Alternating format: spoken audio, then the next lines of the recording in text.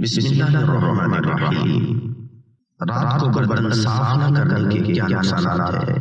اور اگر آپ کے ذہن میں بھی یہ سوال اٹک رہا ہے تو آج ہم آپ کو اس سوال کا جواب اسلامی تعلیمات کی روشنی میں دیں گے، اور آپ کو یہ بھی بتائیں گے کہ اس کے بارے میں حضرت علی رضی اللہ عنہ کا کیا فرمان ہے۔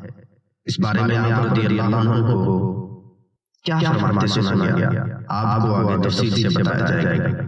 کہتے ہیں کہ حضرت علی رضی اللہ عنہ سے ایک عورت نے اپنے گھر کی پریشانیاں بیان کی اور فرمایا کہ مجھے سمجھ نہیں آتی کہ ہمارے گھر میں کیوں بے برکتی ہوتی ہے۔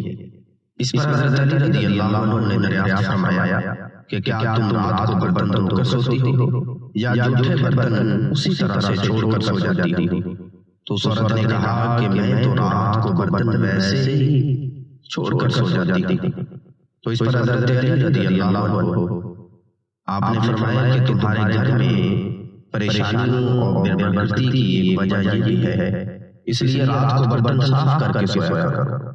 اس بات سے معلوم ہوا کہ رات کو جھوٹے برتن نہیں چھوڑنے چاہیے، اور اس بارے میں سائنس کا بھی یہی کہنا ہے کہ اگر برتنوں کو زیادہ دیر تک گندا چھوڑ دیا جائے گا تو ان میں نقصان دہ قسم کے بیکٹیریا پیدا ہو سکتے ہیں جو کہ مختلف بیماریوں کا سبب بن سکتے ہیں۔ اور ظاہر سی بات ہے کہ جب برتنوں میں کھانے پینے کی اشیاء اسی طرح لگی ہوں گی تو مختلف زہریلے کیڑے مکوڑوں کا بھی ان میں سے چلنے پھرنے کا خدشہ ہوتا ہے، اس لیے بہتر ہے کہ رات کے برتن رات کو ہی دھو لیے جائیں۔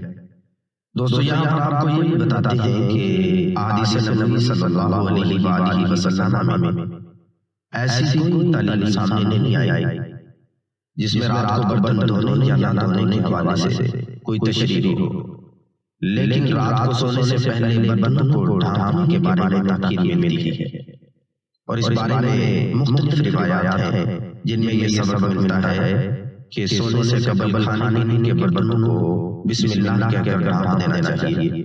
اگر کوئی چیز نہ ملے تو کم از کم ایک لکڑی ہی صحیح بسم اللہ کہہ کر اس پر رکھ دی جائے، اس لیے کہ شیطان بند دروازوں کو اور ڈھکے ہوئے برتنوں کو نہیں چھوتا۔ ایک اور حدیث مبارکہ میں آپ صلی اللہ علیہ وسلم نے اس کا سبب بیان فرمایا کہ سال میں ایک رات ایسی ہوتی ہے کہ جس میں وبا اور بلا نازل ہوتی ہے، اور جس چیز کا منہ بند نہ ہو اور جو برتن ڈھکا ہوا نہ ہو اس میں یہ وبا اترتی ہے۔